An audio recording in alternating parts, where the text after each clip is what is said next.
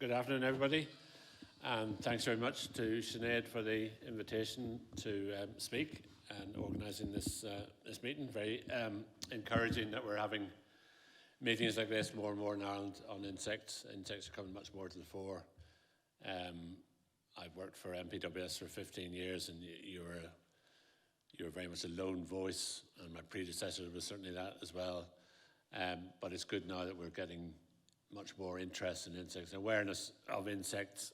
Now that's partly because of all these doom and gloom stories about declines in insects and things, and you read that in the press quite often. Well, your feeds do feed you those sort of things. I know algorithms feed you more and more stories of interest. But this morning I got one about even in Costa Rica, they're saying that insect decline is affecting the nature reserves there, and that's based on work of 30 or 40 years from one scientist. So all this is building, and this is what I'm going to be talking about today, is the Nature Restoration Regulation. Give you a bit of background about what that's about, how it's going to affect work for the next up to 2050. If you read the regulation.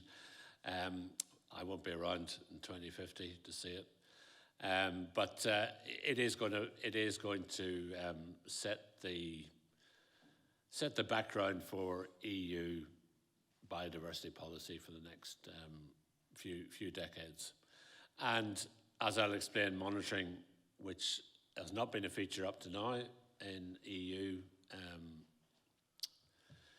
In terms of insects within the EU Habitats Directive, insect monitoring, specifically for pollinators, will become much more significant in that program, which is good. So it's going to be a rather dry talk, probably a lot of text.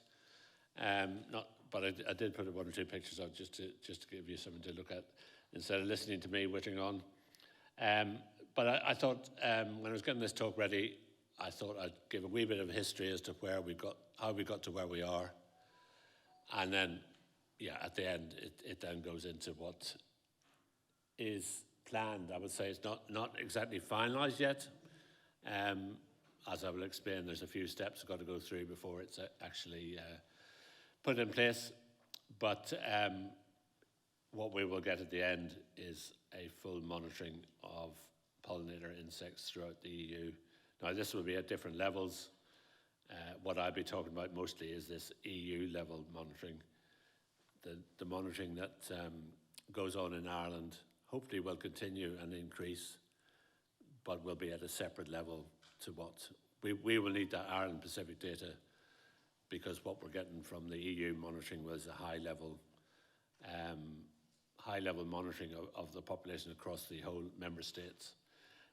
But we will need the level of monitoring that Liam was describing yesterday and Jasmine talked about to get our own data at a much more low level, finer resolution than we will get from the EU levels.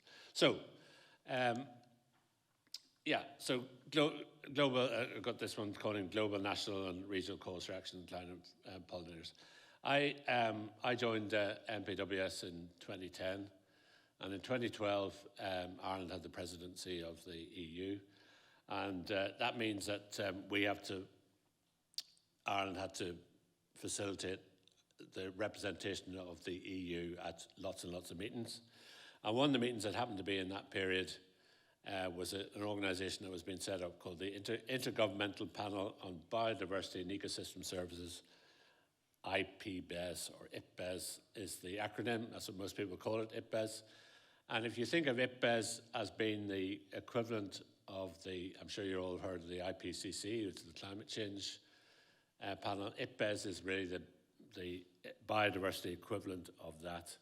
What it aims to do is give a scientific assessment of the state of biodiversity and ecosystem services throughout the world by doing various assessment reports. It got set up in 2012, and we were there.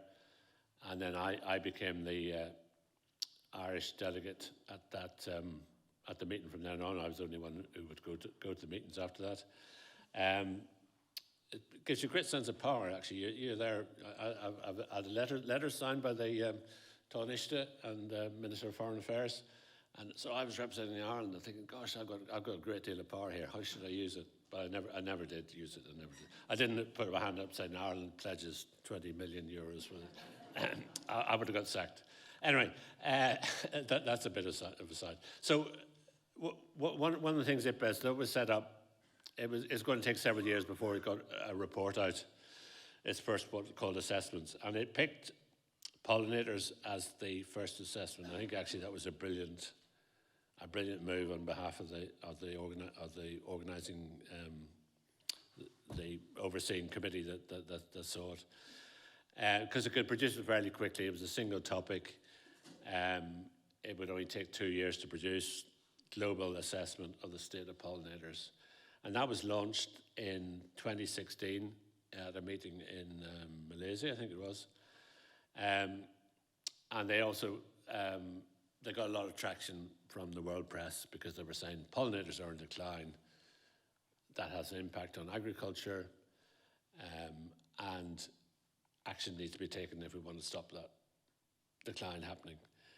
That then spawned within the EU, I think, called the Pollinator Initiative in 2018.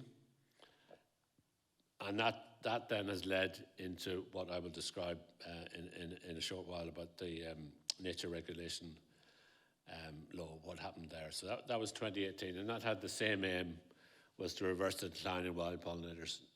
We will have to stress that we weren't talking about the honeybees in this process. This is wild species of pollinators, and not just bees. You're talking about a global system here, and so wild pollinators can include bats, birds, flies. All the chocolate you eat is pollinated by a fly, and lots of other fruit and nuts that are produced from that. I'm a little confused by a bit of notes there, so lurked there, so I'll sorry, ignore that. Yeah, so it's not just bees and flies and things, but it includes all insects that pollinate, and insects are the main pollinators. Ireland, however, rather unusually, and much to the credit of Liam and the MBDC, we were actually ahead of the game. And if you actually go and look at the IPBES pollinator assessment, it actually does reference the All-Ireland Pollinator Plan. That was one of the first, maybe even the first national pollinator plan, and it has proved to be the model for lots of other countries. So, whereas often you read these reports, Ireland doesn't get mentioned at all, it actually does get mentioned a few times. And we got very significant people like Jane Stout in Trinity, who is one of the world leaders in pollinator research. So Ireland has been central in many ways to this story, and that's to great credit. And the All-Ireland Pollinator Plan is one of the best examples we have of that bottoms-up approach. So the All-Ireland Pollinator Plan also gave the same message that we were getting from the global and the European ones. Pollinators are in trouble. If you ignore that, then you're going to have knock-on consequences. Now, in Ireland, we can't claim that we have got a vast degree of pollinator-produced crops, but we still have significant areas of horticulture that need pollinators. But it's also wild pollinators that produce that pollinate wild plants. So, I mean, your wild plants are dependent on wild pollinators. So it's not just agriculture that we're talking about. So if you didn't have wild pollinators, you wouldn't have the flowers of the burn. You wouldn't have the flowers that you get in sand dunes and things like that. You wouldn't get lots. The whole ecosystem depends in pollination. You wouldn't get this bee orchid, for example, which is insect pollinated.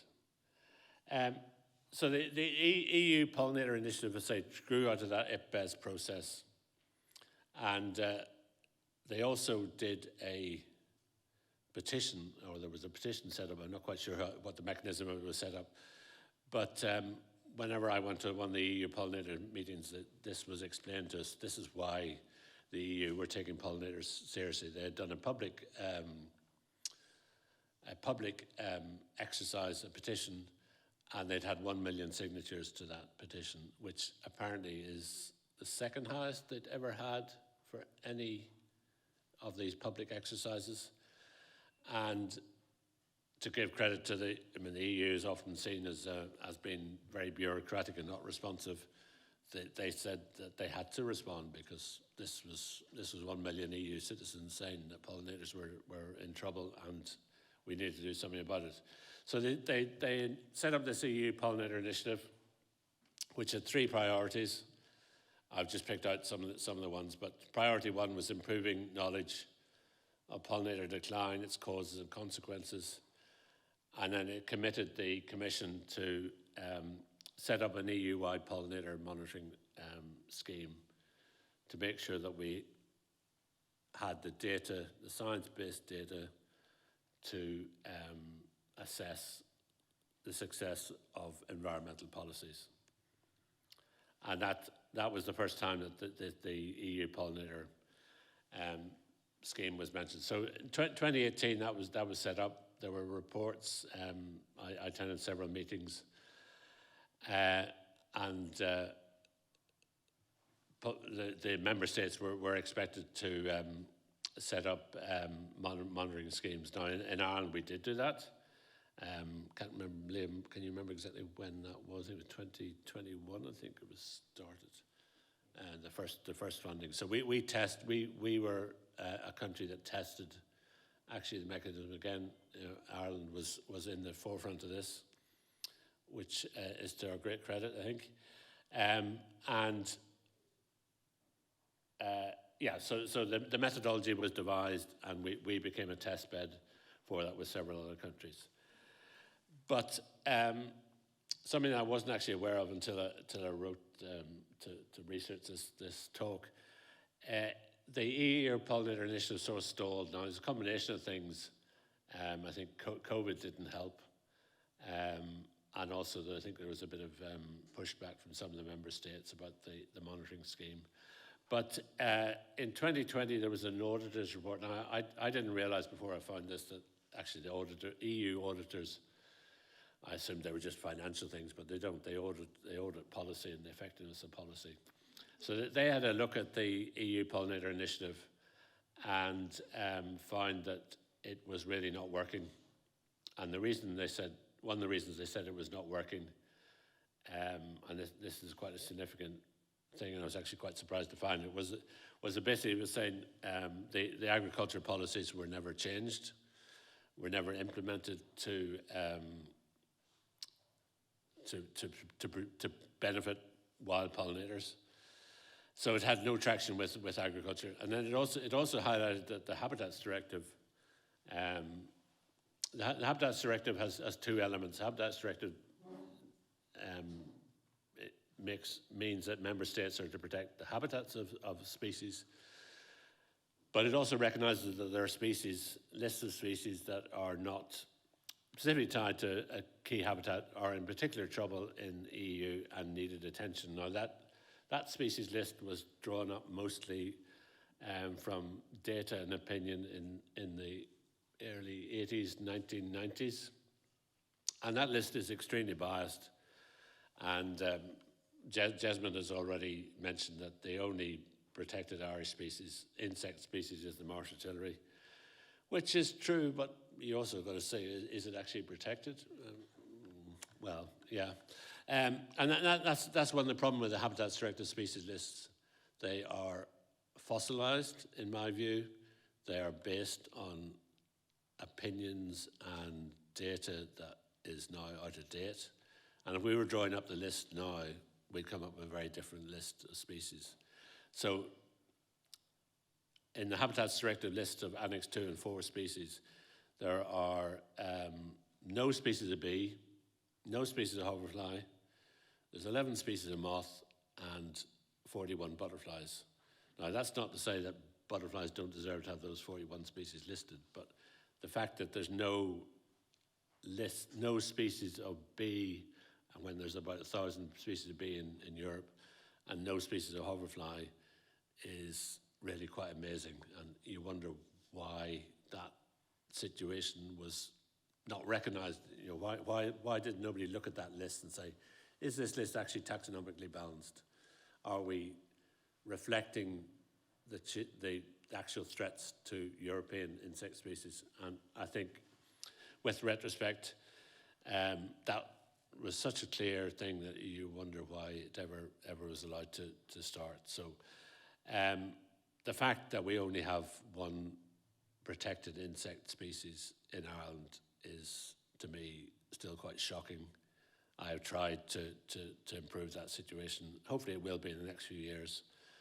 But to have all that pressure on the marsh artillery, which is actually doing quite well, and is not actually the species that needs most protection, is still quite shocking. So that however, was a thing that the auditors report. And I was quite surprised when I found this wording, or this text about this, that they said that the Habitats Directive basically did not protect pollinators.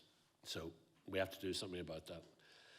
And so the EU Pollinator Initiative then was, the recommendation was it should be totally re-energised and changed. And that's why at this time the EU, I'm not quite sure the genesis of the nature restoration law, when that actually happened, but at that point that was coming along as well. So the EU Pollinator Initiative was then put into the nature restoration regulation, and that's why it sits within that as opposed to a separate initiative. And I think that is why it's still is going ahead. So the nature restoration regulation was passed somewhat surprisingly in 2024. There was a period when it looked as though it wasn't actually going to get through the EU Commission. An Austrian Green minister jumped sides from, she actually went against her government recommendation, and that gave you just enough, it had to have 67% approval in terms of whatever calculation they have. Because she went to the yes side, the regulation passed, and it became enacted in 2024 through the European Commission. And because it is a regulation, that means it becomes enacted immediately across the whole EU. It doesn't have to go through all the national parliaments, which again is whenever you read the text, is quite a surprising thing. I don't think it would get through now, but it did. It just happened to have that window that it did get through. So it places a lot of responsibilities or actions on member states. There are, I think there's 16 articles in it. Article 4 covers the habitats of land and freshwater. 5 is marine. There's one on birds. There's one on agriculture. There's ones on urban spaces. There's ones on free-flowing rivers. So there's a whole series of aspects of nature that have got to be restored within the EU that are covered by the thing. But there is one separate article, Article 10, which is the restoration of pollinator populations. So that is where the Pollinator Initiative ended up, and it now sits within the nature regulation, which means that it has much more, well, it can't be ignored as it was before. So the paragraph of that, there's not very many paragraphs in it, but paragraph 1 says that member states should put in place in a timely manner appropriate and effective measures, improve pollinator diversity and reverse the decline of pollinator populations at the latest by 2030, and therefore achieve an increasing trend of pollinator populations measured at least every 6 years, blah, blah, blah. Anyway, 2030 is the first stage. That's not very much time. We're in 2025. There won't be any pollinator monitoring starting until 2027. And that's the monitoring, the actions that have got to stop this decline. That monitoring scheme has got to show that by the end of 2030, we have reversed the decline. We have stopped the decline. it's not mean we have to increase it by then. So that puts an awful lot of onus on member states to get actions in, but also to monitor. The nature restoration law is quite specific, and it says if you are doing restoration, you have to monitor before you start the restoration, and you have to monitor the success. That is one of the issues that the Habitats Directive does not address. We monitor. So Chris, for example, talked about the marsh artillery assessment that will appear. Maria, if she's here, she is dealing with a lot of habitats. We monitor every 6 years, but nowhere in the Habitats Directive does it say you have to address that decline if it's happening, which is one of the great weaknesses of the Habitats Directive. It is implied, but it doesn't actually say you must do this after you've had that decline. So that is one of the big differences. And the nature restoration is quite open in its text, that is what it is doing. It is filling that gap that is apparent, and the auditor's report, as I said, mentioned. So this is why I say that the nature regulation is really bringing insects much more into the fore. Insects are ignored largely in the Habitats Directive in terms of Ireland because we only have one species. It's different in other member states, but it still is very taxonomically poor. There's nothing, again, in habitats side of it which says that you must protect insects. That is just implied, but nature regulation actually makes it a statutory obligation. And whenever they're talking about pollinators, they're talking about they are defining pollinators as bees, hoverflies, butterflies, and moths. And it specifically excludes the honeybee. So you cannot increase your pollinators by just getting lots and lots of honeybee hives, for example, if that was something that you thought you could do. So the monitoring of wild pollinators, the regulation says that the monitoring scheme has got to be passed by 19th of August 2025. There's got to be an act. So 1 year after the regulation is passed, the methodology for pollinator monitoring has got to be agreed and passed. And I've been at series of meetings about that. We had one up 2 weeks ago where the methodology was finally given to us. Isn't very much time, but they have listened to member states' concerns because the methodology at one time was proposed was going to be very restrictive. They're trying to standardise methodology across EU states. So that you're talking about from the Greek islands to northern Sweden and Finland, from Ireland right across to Romania and Poland. So you're talking about a huge area, different seasons, different species. To get a standardised approach to that for all 4 groups was a challenge. But they have come up with the things. So the bees, hoverflies, and butterflies will be done by transect monitoring. The moths will be done by moth trapping. So the monitoring of those 3 other groups is something that's not widespread in Europe, but will now become part of the monitoring scheme. And what they will do is they will create a monitoring index for the whole of the EU. And that is per each member state. So for each member state, we'll have a minimum number of sites that they have to monitor. So Ireland has been calculated that we'll need 40 sites. Again, this has been tested in Ireland. The sites, unfortunately, will be slightly different to ones that have been in use already. They'll be randomised and selected throughout. Now in Ireland, 40 sites is actually a very great challenge, but I was interested. Jesmond said his mother came from Malta. Poor old Malta. I've got 30. They've got to find 30 sites within their very small territory. I think that is one of the weaknesses, because your member states are treated as equal, but they're not equal in many ways. The poor old Maltese were saying, well, they have to be a certain distance apart, and they said, well, it's just impossible. But I'm glad I'm not a Maltese person scientist having to deal with this. but they will have to. There will, as well as these standard sites, which will be fixed throughout the whole period of the thing, so you will not be able to change those sites, and the methodology will not change. There will also be a separate one for rare species of pollinator. So the Transdex will be recognised as mostly dealing with common species and the trends in those. The rare species will be dealt with, and how that's going to be dealt with is that member states will pick a list of 30 rare species in their territory and then do monitoring of those species. So there was two elements to the thing.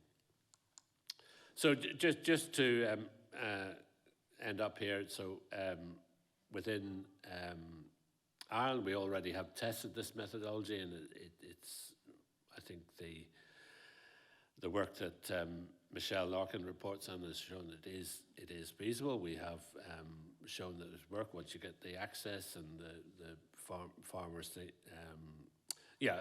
Well, one point actually I haven't made is that the emphasis on the pollinator monitoring is to really target agricultural and forest systems. Those are recognised as being the areas where pollinator monitoring populations are most severely threatened. So the emphasis is that it will target, but will not be exclusive to agricultural and forest systems. So a lot of the sites will be on farmland, and that's farmland is recognised as being the biggest threat to biodiversity. It's the biggest land use in most member states, and that's where we need to increase to restore nature, basically. So the existing pollinator monitoring scheme has already found that that's achievable in Ireland. They haven't done moth trapping, however, but that's an element that will be brought into the national scheme. Using a methodology which is being tested again in Ireland, this farmer moth monitoring scheme, though it will have perhaps slightly different traps. Again, the methodology has been tested, so it will need tweaking in terms of the sites, but it is again something Ireland is ahead of the curve on, which is great. We're not catching up, which has always been the problem up to now. But we have proven that can be done. So I think that's near enough. This is just a picture of the type of moth traps that are being in use in the farmland monitoring scheme, which is I think only started last year, so it's early days in terms of results. But it's a farmer. The farmers do all the identification, and it's been proved to be very, very popular with the farmers who participate, and hopefully will produce results. Now, just to emphasise, schemes like that can continue in Ireland, but the data from them at this stage, the messages are that data will not be used in the EU pollinator scheme. I think that may change whenever reality comes in 2030 and they need to find data, because the EU pollinator scheme will not start to 2027, which only gives you 4 seasons in which you are meant to have reversed this decline. I'm retiring this year, so I'm glad I'm not going to be around to see whether that result is positive or negative. My money is that we won't have reversed the decline, but we might have done. We'll see. Anyway, these schemes and the Irish Butterfly Monitoring Scheme and whatever other monitoring, the garden butterfly scheme, they can continue and still carry on data. We do need that finer resolution data in Ireland, but what we are now being asked by the EU is to provide this higher level monitoring, and that is, I think, a very positive result from the nature restoration law, and something that I hope will be supported and properly funded, and we will get nature restoration back onto, we will get nature restored onto, at least, nobody's asking all farmers to stop farming, but just to give a bit of give insects a chance to live, and that is really what we're asking for, I think. So I'm going to end there. Thanks to Michelle Larkin, Tim Butter and Una for the information, and Oh, right. No, I was expecting to see a nice picture of a wood white at the end, signing off with my favourite butterfly. But Jesmond gave a picture of that yesterday. So, okay, thank you very much.